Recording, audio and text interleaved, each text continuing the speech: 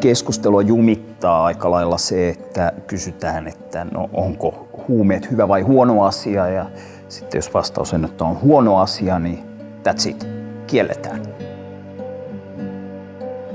Huumepolitiikasta keskustelua pelätään. Se on varmaan semmoinen edelleen tabu-asia varmaankin meidän yhteiskunnassa. Se on myöskin semmoinen asia, että mä oon huomannut, että ei edes uskalleta myöntää, miten iso asia se on meillä ja miten iso ongelma se meillä on. Että jotenkin halutaan laittaa se sinne maton alle piiloon. Että se on jotenkin helpompi puhua tupakasta ja helpompi puhua sitä alkoholista, kun ne on jotenkin tutumpia meille. Mutta ne huumausaineet on jotenkin semmoinen mystinen juttu, että se on vain marginaaliporukka, joka niitä käyttää. Ja se on vaan sitten tämän marginaaliporukan ongelma, että tupakasta ja alkoholista kun puhutaan, niin helpommin ymmärretään, että se on tämmöinen kollektiivinen iso asia. On vaikea löytää yhtenäistä, selvää, haittoja kontrolloivaa linjaa tästä suomalaisesta päihdepolitiikasta. Huumepolitiikan ongelma on se, että siihen ei oikeastaan uskalleta ottaa politiikassa kantaa lainkaan. Mehän nähdään sitä oikeastaan vain näiden hoitojärjestelmien kautta, meidän asiakkaiden kautta, että me ei nähdä sitä koko isoa kuvaa. No, hallitulla huumausaineiden käytöllä on tarkoittanut sitä, että ihminen pystyy käyttämään huumeita, mutta samalla pystyy selviytymään arkipäivän toiminnoista ja ihminen pystyy opiskelemaan, käymään töissä. Ja uskon, että tällaista hallittua käyttöä on loppuksi aika paljonkin.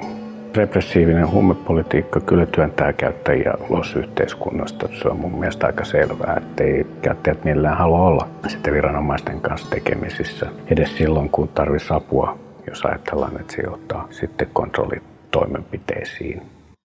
Huumausaineen käyttörikossäädös, turhin ja vahingollisin seuraamus, mitä tässä kokonaisuudessa on. Se sulkee niin paljon ovia opiskelusta, työelämästä ja muusta, ja silloin sillä on niin vakavat seuraamukset sillä pelkästään kokeilullakin, että siinä ei ole oikeastaan mitään järkeä. Että rangaistaanko käytöstä? Tämä olisi esimerkiksi sellainen asia, joka ehdottomasti pitäisi keskustella eduskunnassa. Tämä on nyt semmoinen iso periaatteellinen asia, joka on kokonaan keskustelematta.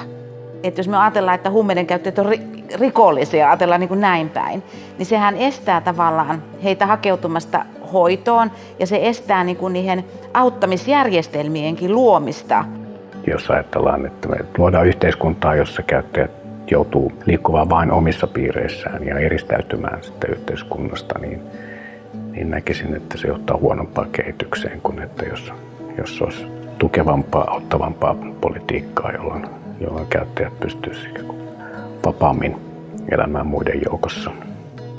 Nyt voisi olla, että aika olisi kypsä sen miettimiseen, että mitä me tehdään päihdekysymyksille yhteiskunnallisina kysymyksinä ylipäätään, mitä me tehdään huumausainekysymykselle yhteiskunnallisena kysymyksenä ylipäätään. Tämä vanhanmallinen kieltolakiin perustuva huumepolitiikka on tiensä päässä.